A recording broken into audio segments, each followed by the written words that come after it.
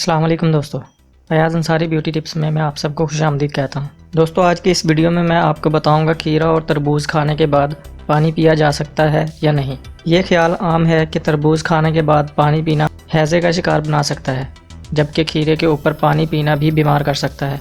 مگر کیا یہ تاثر واقعی درست ہے؟ خصوصاً گرم موسم میں جب پانی اور جوس والے پھل ڈی ہائیڈریشن سے بچانے میں مدد دیتے ہیں۔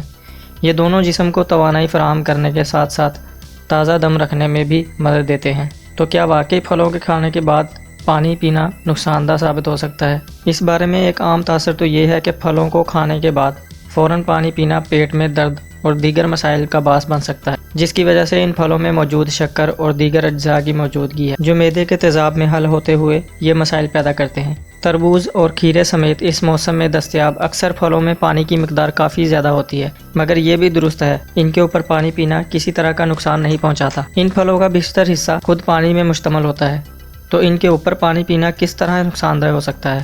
ویسے زیادہ پانی والے پھل کھانے کے بعد پانی کی خواہش کا امکان بہت کم ہوتا ہے، کیونکہ ان پھلوں کا استعمال پیاس کو بجھاتا ہے۔ تاہم ایسے افراد جن کا معدہ کافی حساس ہوتا ہے انہیں ضرور احتیاط کرنی چاہیے، یعنی پھلوں کے اوپر پانی پینے سے گریز کرنا چاہیے۔ ویسے اگر بہت زیادہ تربوز کھایا جائے اور پھر بہت زیادہ مقدار میں پانی پی لیا جائے تو پھر ہاضمے کے کچھ مسائل کا سامنا بھی ہو سکتا ہے، جیسے پیٹ پھول جانا، نظام ہاضمہ سست ہو جانا، یا جسم میں پانی کی مقدار بہت زیادہ بڑھنے سے الیکٹرولائٹس کا توازن بگڑ جانا وغیرہ۔ امریکہ کے مایو کلینک کے مطابق پانی معدے میں موجود ایسڈ کو کم یا نظام ہاضمہ کو متاثر نہیں کرتا۔